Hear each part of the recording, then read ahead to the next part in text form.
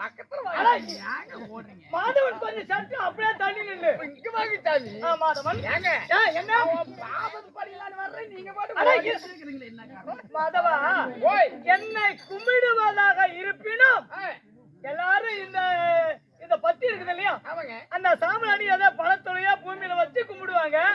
நீ என்னப்பா தலையில பத்து சோரி விட்டு வந்திருக்குதா? உங்க மேல பக்தி கொஞ்சம் அதிகமா ஆயிடுச்சு. அதனால பக்தி அதிகமாக ஆகி விட்டதா? பக்தனே புதுமையாக இருக்கிறது.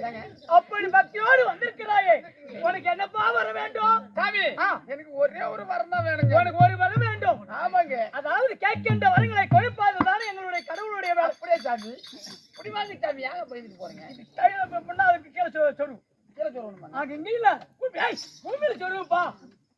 சொல்லுங்க. இப்படி வாங்க சாமி. சாமி எனக்கு எப்பேற்பட்டு வர வேணும்னா உனக்கு என்ன வர வேண்டும்? சாமி நான் எங்க ஊர்ல நான் தான் ரொம்ப பெரிய ஆளு. நீதான் பெரிய ஆளா? ஆமா. நீங்க இப்ப என்ன செய்யணும்னா நான் எங்க ஊர்ல பணம் கோடீஸ்வரங்க. நீங்க? ஆமா. பணம்? ஆமா. சரி நல்லா இருக்கு. ஏங்க இந்த காது குத்து விழா, இந்த கல்யாண விழா, இந்த மாதிரி விழாவுக்கெல்லாம் போன்னு வச்சுக்க. போன உடனே நீங்க இந்த மாநில மக்கள் எவ்வளவு மொய் வைப்பாங்க? மொய்யே எப்படி எவ்வளவு வைப்பாங்க? அவங்க தாத்தாபால வச்சு ஒரு 1500 வைப்பாங்க. ஏங்க என்ன நான் அப்படி இல்ல. கல்யாணத்துக்கு போனாலும் சரி, காது குத்து விழாவுக்கு போனாலும் சரி 5000 10,000 தான் மொய் வைக்கிறது. அப்படியா? ஆமா. சரி 5000 10,000 இப்படி நிறைய இடத்துல மொய் வைச்சு சாமி. சரி அதனால என்ன? அந்த மொய் பணம் ஃபுல்லா இப்ப எனக்கு வரணும்.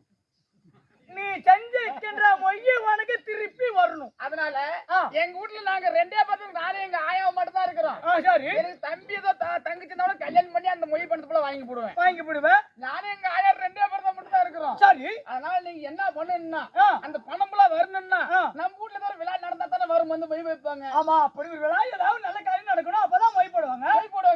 அதனால நீங்க என்ன பண்ணணும்னா நான் என்ன பண்ணும்? எங்க ஆயா 70 வயசு ஆயா இருக்குது.